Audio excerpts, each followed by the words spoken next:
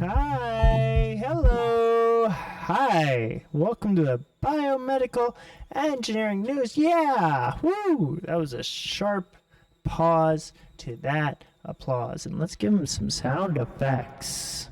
Sound effects. All right, so grateful to be here. It is February 10th, 2021, and we've got a great day. Just had a great day. Episode 55. Hope you guys are watching live on YouTube. I kind of messed up my stream once and now I've got to do it over again. But I feel good. I feel really good. And let's just go through what we've got real quick. We've got macro 3D printed organs. What? And then we've got rapid PCR testing moving forward. 10 signals from our bodies that need to be taken seriously. And,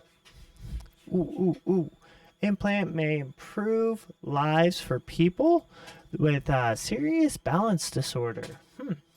Got a 3D printed ribeye steak in Israel. And how 3D printing can actually change biomedical engineering. And last, let's explore the acoustic quality of face masks. Yeah. Ooh, I'm hurting. I am hurting. Just a little sore. I don't know what's going on, but let's just get right into the news.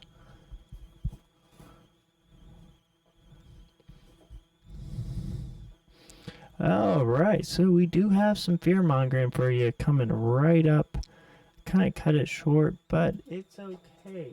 It is okay. Just check and make sure everything is hunky-dory. Yeah, it is. So we've got two different audios. We've got quality audio for people listening at home, and we have quality audio for those watching on YouTube. And let's just talk about the upsizing of many organs used in medical research, reports University of Cambridge. Well, it looks like these researchers use their culture to grow a mini airway.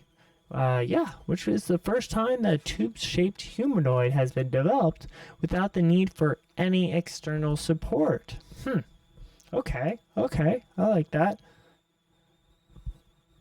Yeah, well, now you did. Now you got it. You got it, and you're going to get a tube that will help with airways, I guess, for breathing. And this multi-organoid patterning fusion can grow a miniature version of a mouse airway using stem cells. Now, this technique is pretty interesting because, the outer layer is clustered, and then if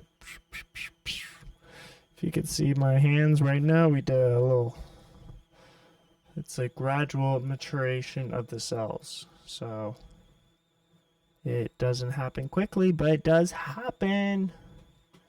Now I'm just making sure everything's recording well. It looks like it is, and I'm very grateful for everybody watching at home. We are doing the deal. Yes. All right, cool. Now, what's important is that the cells need to be well organized before you can release them. So, like a truss, you have to have supports. So think of it like a soap bubble, initially packed together to form the shape of the mold in order to fuse into a single gigantic bubble from the cluster of compressed bubbles. So the inner wall need to be broken down. Yeah, and they actually published this research in Advanced Science, the journal titled Bioassembling Macro-Scale Luminized Airway Tubes of Defined Shape via Multi-Organoid Patterning and Fusioning. Now that's the this is their patented technology. So maybe let's just get into the actual biomedical. Let's get into it. Abstract.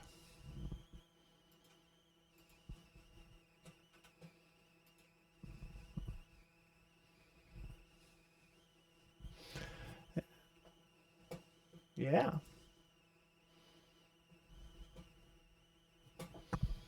All right, it's our abstract. It's our abstract of the day. So you probably didn't hear it if you're listening on YouTube. Why is that? Well, whatever. So grateful to be here. All right, first up, here's abstract. We were just talking about epithelium. Stem cell derived organoids are ideal building blocks for tissue engineering. However, scalable and shape controlled bioassembly of ethereal organoids into larger and anatomical structures is yet to be achieved. Here, a robust organoid engineering approach, which is the multi-organoid patterning and fusion, is presented to assemble individual airways, humanoids, or organoids of different sizes into upscaled and scaffold-free airway tubes with predefined shapes, which this multi-organoid aggregates undergo accelerated fusion in a matrix depleted free-floating environment, which possesses a continuous lumen and maintain prescribed shapes without an exogenous scaffold interface. Now, these MOAs in the floating culture exhibit a well-defined three-stage process of inter-organoid surface integration. Now, this integration, the observed shape stability of patterned MOA is confined by theoretical modeling based on organoid morphology and the physical forces involved in organoid fusion. The immunofluorescent characterization shows that fused MOA tubes possesses an unstratified epithelium consisting mainly of tracheal-basal stem cells by generating large shape-controllable organ tubes.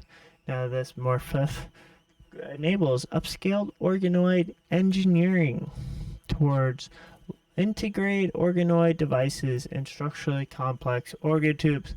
Yes!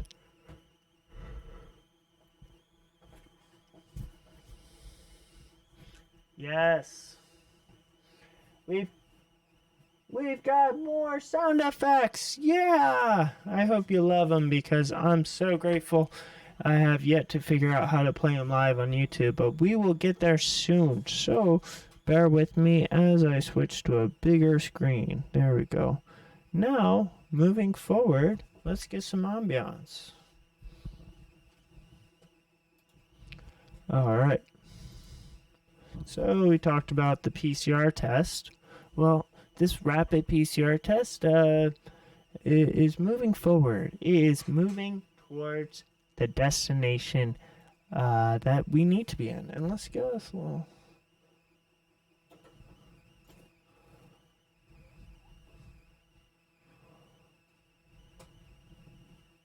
All right. Single-use, highly accurate, rapid coronavirus test has received the all clear from the FDA to be used in widely a variety of settings per its manufacturing. Bisbee Medical. Why it matters? Well, with vaccines, widespread coronavirus testing is still essential for safety returning to normal life. Well, yeah, That's yeah. And then they say the big picture. Well, rapid tests aren't as reliable as the gold standard PCR test. Ah, the gold standard. The gold standard PCR test. And PCR tests can take several days to process and requires expensive equipment. Oh boy. It's like, oh, it's not even as good as that one. All right, whatever. What they're saying is that the first time that anybody's been able to take this gold standard laboratory equipment and put it for that anybody can just carry in their hand, and so all right, so it's a looks like it's a portable PCR test.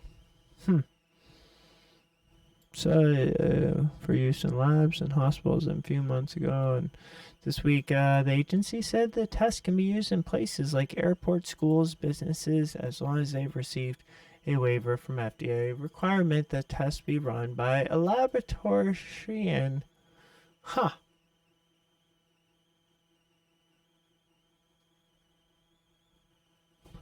All right, let's move forward. Next one. All right, we got 10 facts. 10 fun little facts. I hope you like fun facts because they're coming for you. Here we go.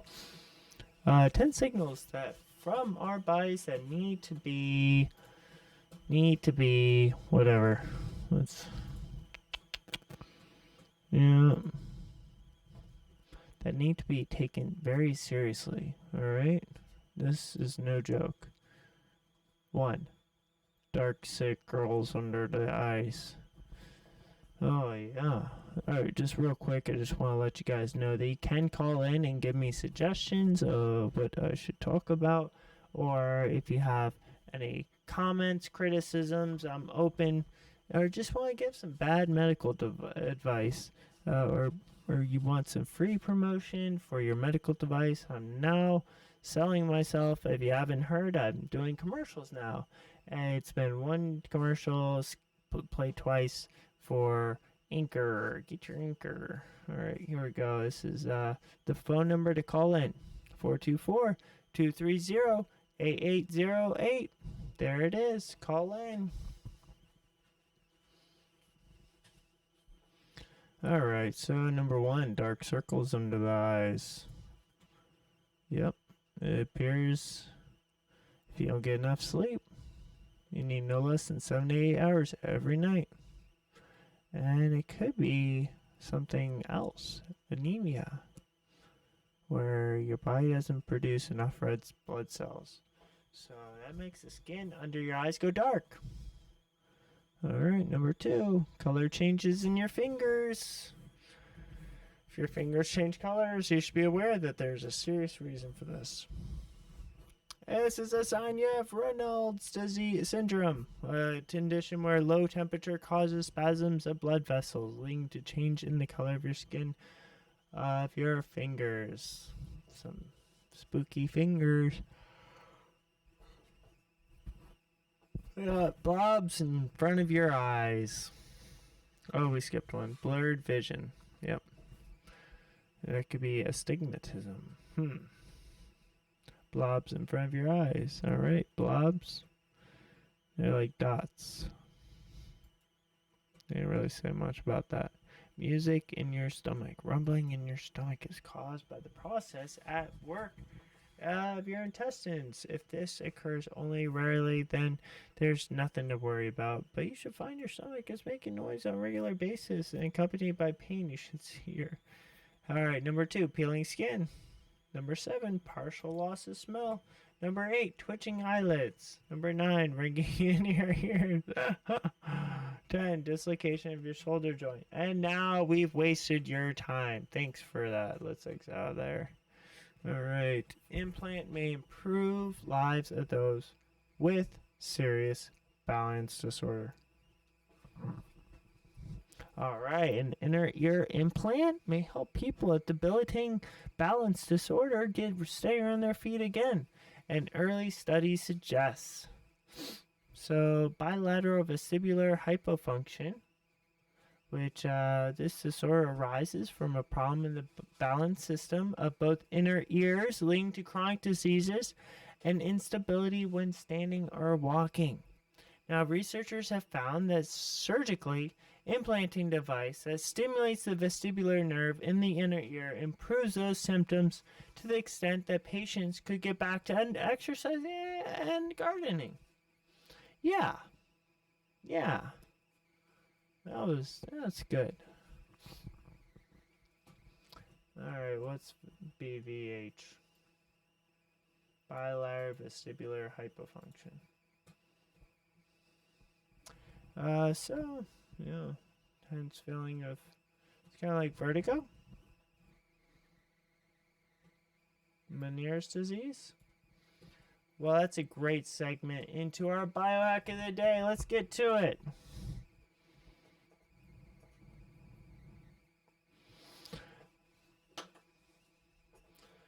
Biohack. Yeah, our biohack of the day. Besides this inner ear, whatever, besides fixing that inner ear implant, let's do headstands, inversions. Biohack. Alright. Headstands. Alright, so we're gonna just do, I thought that was Kasha. It's Kara. Alright, that's a headstand. If you're watching now, we're watching a yoga instructor do a headstand. And what it's like is, it's pretty interesting. You know, you gotta prepare yourself for it. That's what they always say. Oh, prepare yourself because it's gonna be a heavy release on your body. But you know, you can just do it by getting yourself in a ready position and sort of like a dolphin stand. Sort of prop your hands against the crown of your head as you go down. Yep, she's showing you there. You sort of catch your head and use your forearms to support you as you go up. Alright, whatever. There she's does. There you go. If you're watching on YouTube, it's called tripod headstand. Woo! And you could do that, or you could get one of those biohack inversion tables. Oh my gosh, that's so funny. Oh boy, last time I Google anything, alright. Oh, look at all those inversion tables. So much fun. Okay, I'm done. Alright, moving forward, we've got the world's first 3D printed ribeye steak created in Israel. And let's just look at it. Paula Deen cooks up some steak. Alright. And, yeah, this meat is slaughter free, and it's made by Technician Israel Institute of Technology. Aleph Farms. That is the company, Aleph Farms. Yeah, Aleph Farms. So there you got this this ribeye steak. Yep. And it looks pretty edible. Doesn't look terrible. Looks a little seared. Okay. With muscle and fat similar to a traditional slaughtered steak.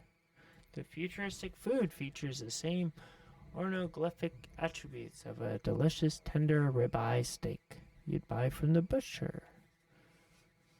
The price has not been announced yet for the price of, yeah.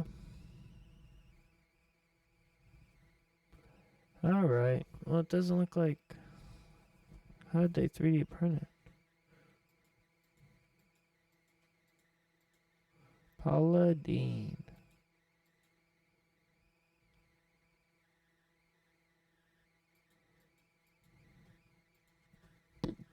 Yep. All right, let's move forward.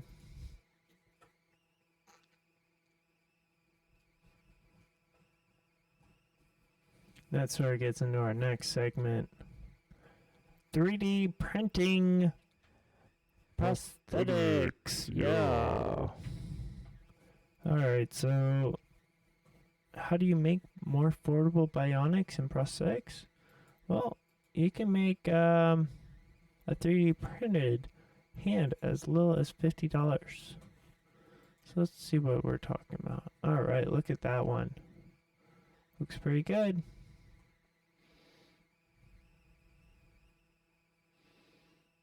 Alright, he's got a 3D printed hand. It's great for children.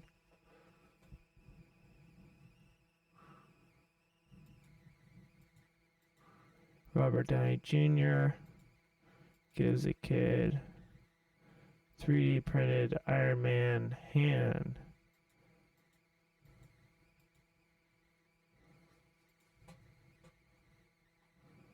Doesn't look like the same hand there, but there seems to be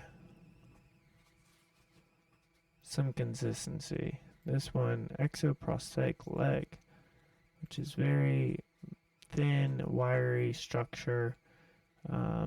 Pulling it up right now. The exoprosthetic leg, which has it's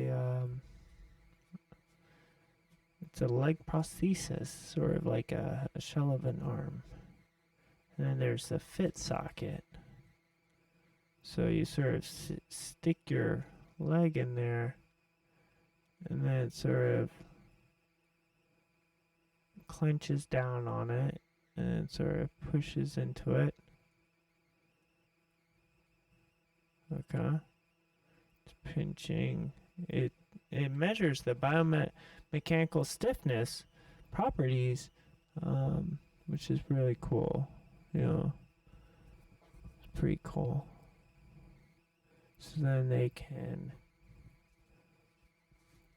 fit it better. It's a very expensive process. Using multiple linear actuators to accurately detect areas of softness and stiffness in a patient's limbs. Okay.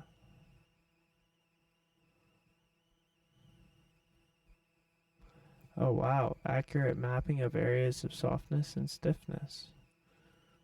Pretty cool right there. And then you print the model in titanium using laser sintering process. Extremely lightweight, very strong, and hypoallergenic material that makes it ideal for medical applications. Now that's a cool, really cool one. Fits right into the shoe.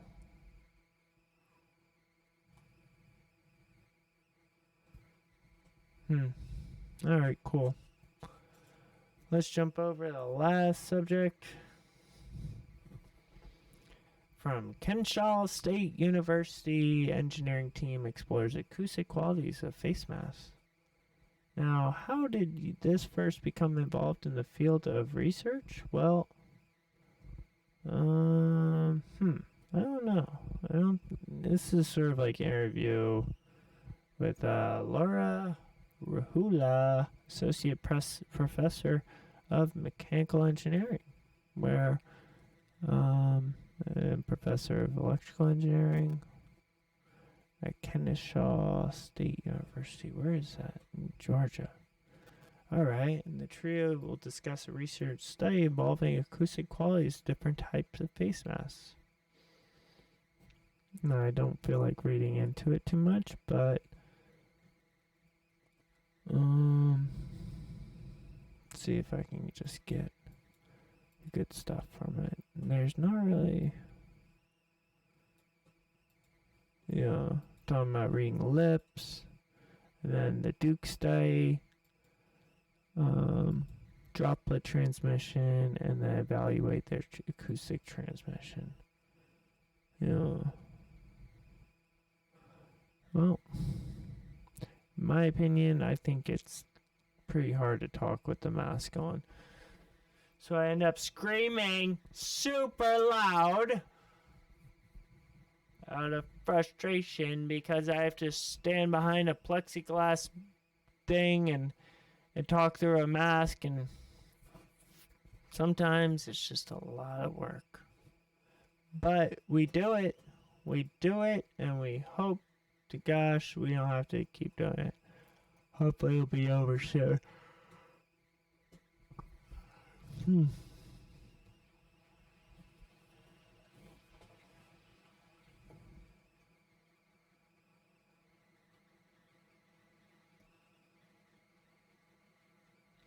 that's all, folks. I'm going to play you out. Hope you have a great night. Yeah, thank you for listening. Thank you. Thank you. Yes. All right. Take care.